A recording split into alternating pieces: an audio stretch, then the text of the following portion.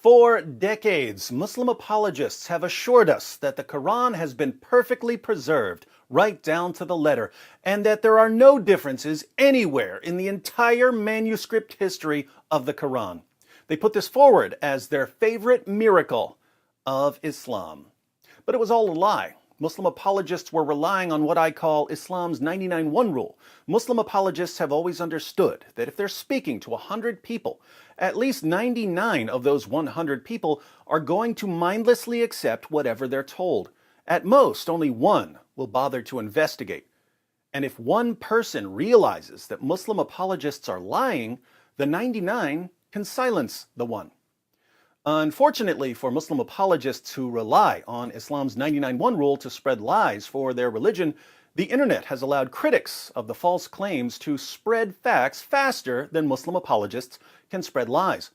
So we've been seeing the myth of perfect preservation crumble before our eyes, as critics of the myth show that there are tens of thousands of textual differences in Quran manuscripts, and that there are dozens of different Arabic Qurans, and that the first generation of Muslims were reciting so many different versions of the Quran, the Caliph Uthman had to gather all of the Qurans together and burn them. So, what do Muslim apologists do when their lie has been exposed? They tell another lie. That's what liars do. The new lie is that even though the text of the Quran has been repeatedly corrupted, and even though there are dozens of different Arabic Qurans being used in different parts of the world, the Quran has been perfectly preserved through the infallible tool of human memory. This, of course, is extremely stupid. The idea that Muslims couldn't manage to write down the same Quran, but that they would all memorize it perfectly, is beyond ridiculous. The idea that Muslims in different parts of the world are reading different versions of the Quran, but memorizing the same Quran, is idiotic in the extreme. So why are Muslim apologists making this claim?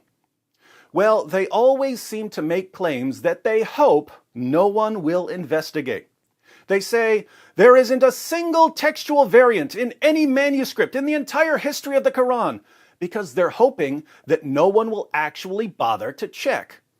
Whenever someone does bother to check, Muslim apologists tell a new lie, hoping that no one will check the new lie. But they make each successive lie more difficult to check, hoping to wear everyone out with lies until we just give up on fact-checking.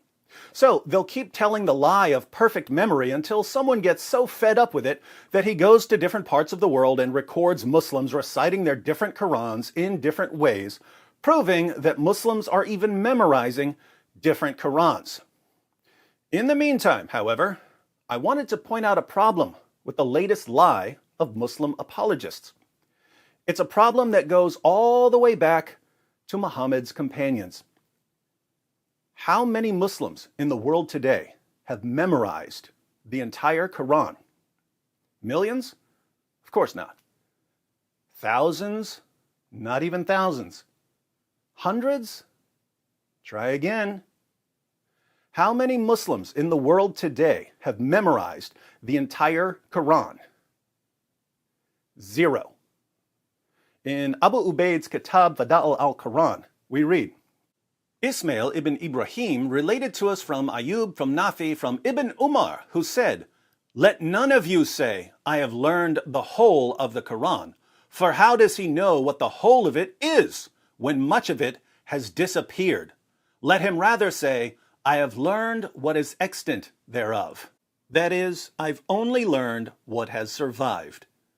Ibn Umar was a companion of Muhammad. He was the son of the rightly guided Caliph Umar. And he tells the next generation of Muslim reciters who are rising up that they should never claim to have memorized the entire Quran because much of it has disappeared. At first, Muslims relied primarily on memory to preserve the Quran. They would write down passages on leaves or rocks or bones, but these written fragments were simply aids to memory. You would write something down to help you memorize it. Memorization was still the primary method of preserving and passing on the Quran. How did that work out? It was a disaster. Entire chapters of the Quran were lost because Muhammad's companions were too lazy to recite them. Large passages were lost because the only people who had them memorized died in battle.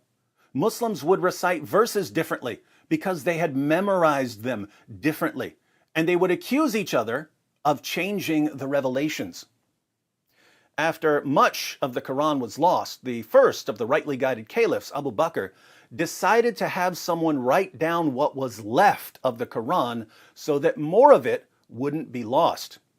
In other words, Abu Bakr realized that a single written copy of the Quran was better than the fallible memories of the entire Muslim community combined.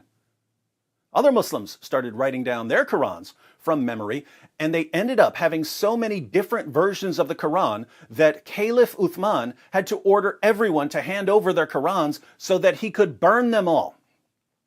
Hence, the first generation of Muslims learned the hard way that one person telling the next person to pass on entire chapters of a book from memory is a terrible way to preserve a text.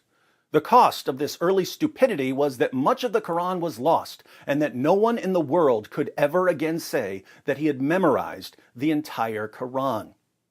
So, when a Muslim apologist tells you that the textual differences in various Quran versions and Quran manuscripts don't matter because so many Muslims have memorized the entire Quran, you should quickly reply that no Muslim has memorized the entire Quran because no Muslim even knows what the entire Quran is. Why does no Muslim know what the entire Quran is? Because the early Muslim community relied primarily on memorization to preserve the Quran, and human memory is a terrible way to preserve an entire book. Myths are being shattered, my friends. Lies are being exposed. So, if your ideology relies on myths and lies to prop it up, welcome to Panic Town. Population, you.